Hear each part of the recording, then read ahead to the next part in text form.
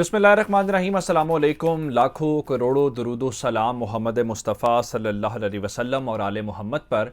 मैं हूँ उमर दराज गोंदल और आप मेरा यूट्यूब चैनल देख रहे हैं। नाज़रीन, इस वक्त ओवरऑल जो सिचुएशन हमारे खित्ते के अंदर है वो अगर देखी जाए तो सारी की सारी अफ़गानिस्तान के इर्द गिर्द ही घूमती हुई नज़र आ रही है। चाहे वो पाकिस्तान हो, चाहे वो चीन हो, चाहे वो ईरान हो, हत्ता कि इंडिया का भी उसका एक इंटरेस्ट है।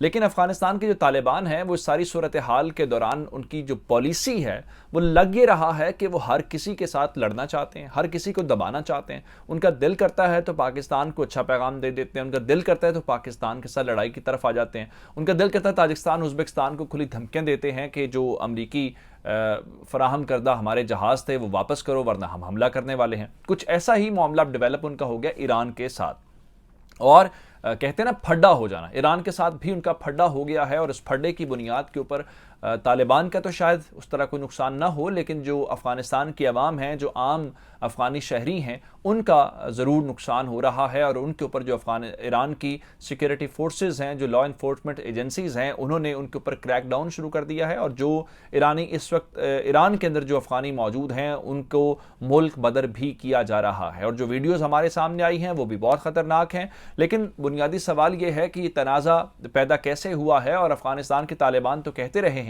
कि जो भी इंटरनेशनल कमिटमेंट्स हैं, जो इंटरनेशनल एग्रीमेंट्स हमारे हुए हैं, हम वो पूरे करेंगे और हम उनकी पासदारी करेंगे।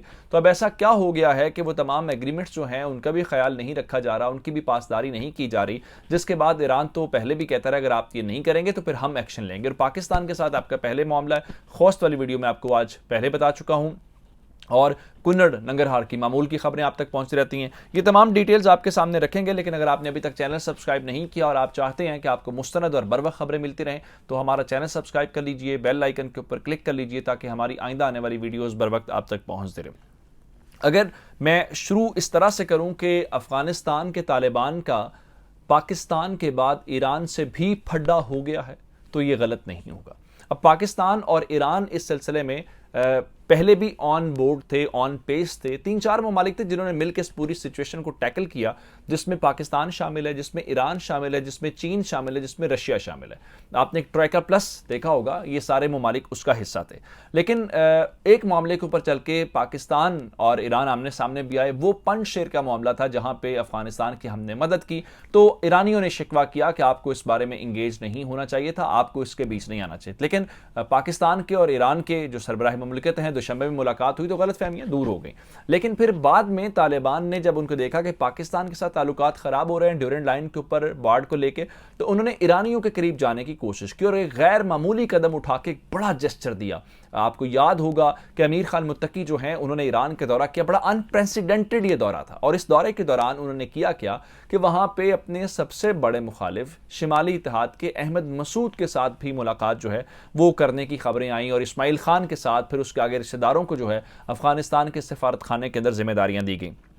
एक तरफ यो था, दूसरी तरफ अभी हाल ही में इस सारे सिनेरियो के दौरान पाकिस्तान ने भी ईरान को इंगेज किया और ईरान के आर्मी चीफ जो हैं वो भी पाकिस्तान के वज़ीर जनरल बाकरी साहब कर चुके हैं। और फिर जो ये हफ्ता है, इसी हफ्ते के दौरान आपने देखा कि ईरान के जो वज़ीर दाखिला डॉक्टर अहमद वहीदी हैं वो पाकिस्तान तशरीफ़ लाए और उसके बाद पाकिस्तान ने उनको कहा कि ये मामलात हैं, हम चाहते हैं ये जो मुख्तलिफ ग्रुप्स हैं आप इनके खिलाफ कार्रवाई करें। उनका ठीक है, आप खुद कार्रवाई भी करें और हम भी कार्रवाई करेंगे। उसके बाद पाकिस्तान ने जो है वो एक्शन लेना शुरू कर दिया और एक्शन के बाद हमने कुन्नड़ के अंदर भी काम जो है दिखाया। और उसके बाद आज खोस्त वाली वीडियो मैंने आपको डिटेल में बताया कि तालिबान खुद से कह रहे हैं कि पाकिस्तान की फोर्सेज यहां तक आई हैं, लेकिन मैंने आपको क्लैरिटी दी कि अफगानिस्तान के खिलाफ नहीं गए, अफगानिस्तान की अवाम के खिलाफ नहीं गए, मुख्तलिफ ग्रुप्स जो पाकिस्तान के खिलाफ कार्रवाई करते हैं उस हवाले से हमने ये काम किया।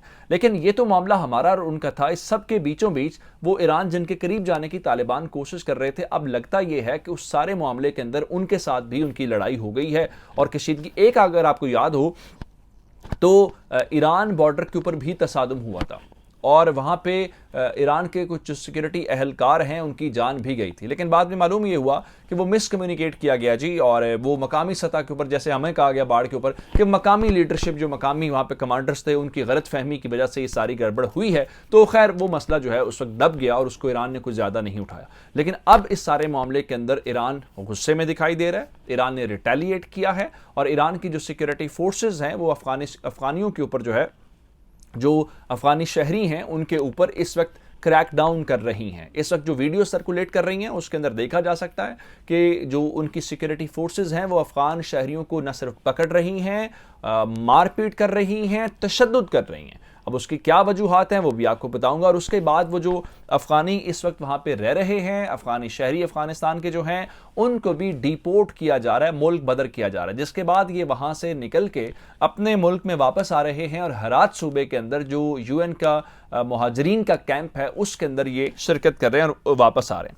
अब इस बात के ऊपर आ जाते हैं कि जनाब ये ईरान के साथ तो ताल्लुकात ठीक करने की कोशिश कर रहे थे, आमिर खान मुत्तकी ने विजिट भी किया और उसके बाद वहां चल के, तो ये आखिर ऐसा क्या हुआ है कि जिसकी बुनियाद के ऊपर आप ये सारा कुछ करने जा रहे हैं? तो ये मैं आपको बता देता हूं कि वो जो कहने वाले हैं कि हमने जनाब इंटरनेशनल कमिटमेंट्स पूरी की हैं, कुछ ऐसी कमिटमेंट्स हैं जिसके ऊपर वो पूरा नहीं कर रहे, जिसकी बुनियाद के ऊपर ईरान इस कदर गुस्से में है और वो उसको अपनी नेशनल सिक्योरिटी के साथ जोड़ता है। अब आपको देखना यह है कि ईरान बॉर्डर के साथ निमरोज सूबा लगता है अफगानिस्तान का, और निमरोज सूबे से गुजरता है इनका एक जो दरिया है जो हिलमंद में चूंकि करीब है, तो हिलमंद का जो दरिया गुजरता है उस हवाले से इन्होंने 2015 में काम शुरू किया और अशरफ गनी ने यहाँ पे एक डैम बनाया।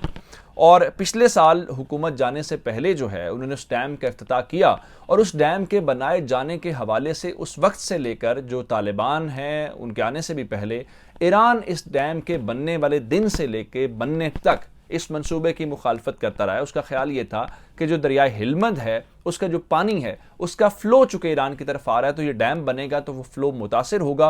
फ्लो मुतासिर होने का मतलब ये है कि उनके जो लोग हैं या उनकी जो एग्रीकल्चर है, जो ज़राअत है, वो मुतासिर होगी। लेकिन बाद में इन्होंने आपस में कुछ बातें शातें की और जैसे ही तालिबान आए तो उस वक्त इन्होंने पानी भी एक बार खोल दिया बगैर कोई बात के।